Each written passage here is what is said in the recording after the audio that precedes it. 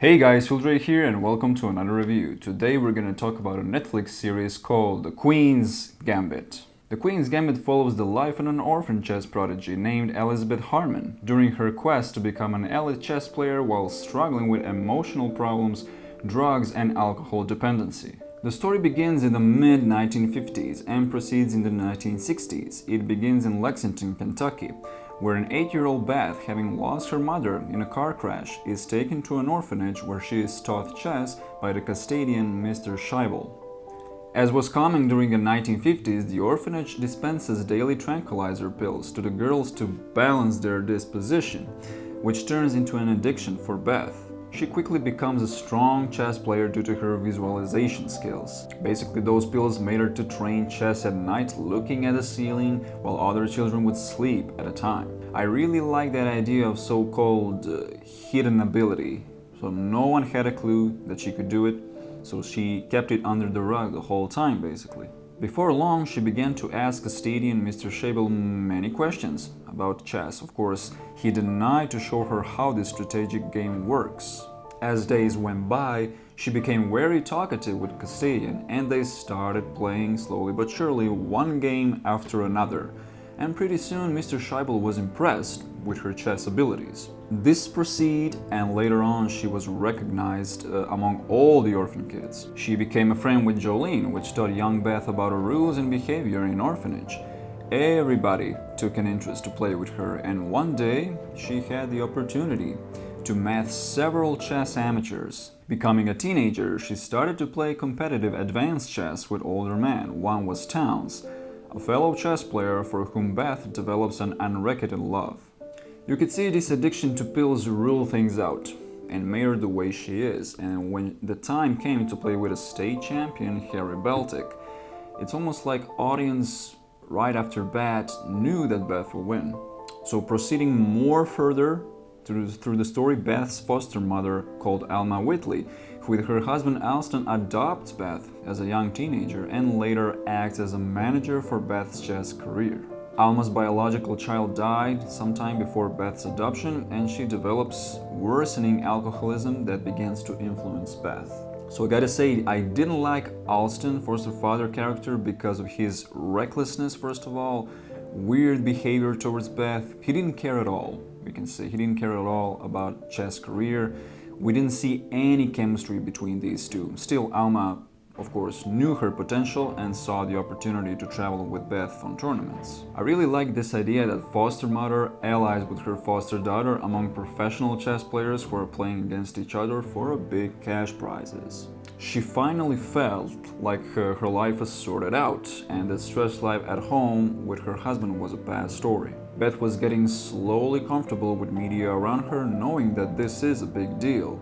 Shortly after, we come across another opponent, and that is the United States national champion Benny Watts. Texas guy, hardest one yet that she met in terms of his chess strategy. She lost a long game against him and decided to learn his techniques. This guy used to play quick chess, Texas style, and nobody ever won against him, at least not until he met Beth, of course. Their relationship grew till the point that they decided to play at his place with his friends to see Beth's current talent and her further progression. She played for cash, winning them over and over and over again, like they were some kind of rookies. Now some criticism before we wrap this up. First of all, discrimination of women. Basically, Beth, when she started her path towards glory to sign for her first tournament in Texas, two guys that became her mentors later gave her a bad attitude, like, why the hell would a girl like you jump in the tournament? You're an orphanage, no skills whatsoever, you don't have a perfect record, you never played chess with these guys, how do you know you will win? That was a bit annoying scene to me, personally, because chess is a game that is being played regardless of a gender. Still, this story has some good lesson, that is that women are strong and competitive human beings. And finally, through all these tournaments she'd been through, she was about to play in Soviet League, where she met Russians, winning them one by one. And the time has come for her to sit and play face to face with Vasily Borgov, the current Soviet-Russian world champion chess player. and without a question, Beth was his hardest competitor. Finally, with all media around them, they started moving figures one by one. Her playmates had given her even strategies across the phone to help her in the match of her lifetime, till finally it was over. And Borgov handed over the match by saying, "Take it." one of the best moments for sure, it was to watch the whole crowd going crazy. I really liked, I gotta say, the lighting in the series, cinematography, acting. It really gave that mood like you're in 50s, 60s time.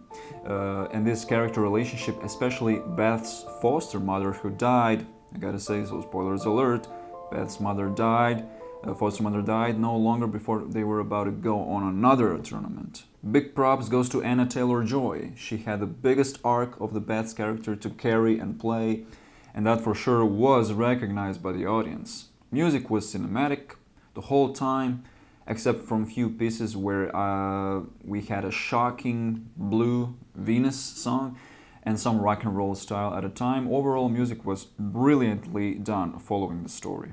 So that will be it, guys. I really like this movie, all the cast, give props to the cast. Basically, you know, cinematography, lighting in this film, characters, like all her opponents were really like believable, I gotta say. So Benny Watts, Harry Beltic, Vasily Borgov, everybody that she played with, they were really good competitors, you know, opponents. And I gotta, you know, this is a really good story. And I wish there's more stories like this, you know, that everybody who's a chess player, maybe they can sympathize with this character. So let me know your opinion. What do you think of it? Did you watch The Queen's Gambit already? If not, it is still available on Netflix. So it came out in 2020. You still have a time to back up to see it for yourself. Also, it has a one season. Hopefully there's gonna be the second season. I'm pretty sure there's gonna be. I would like to see Anya Taylor-Joy again because she's brilliant, she's beautiful, she's awesome, and I would like to get on board with this character again. So that will be it, guys, from today's review of The Queen's Gambit. Till the next time, see you soon and catch you later.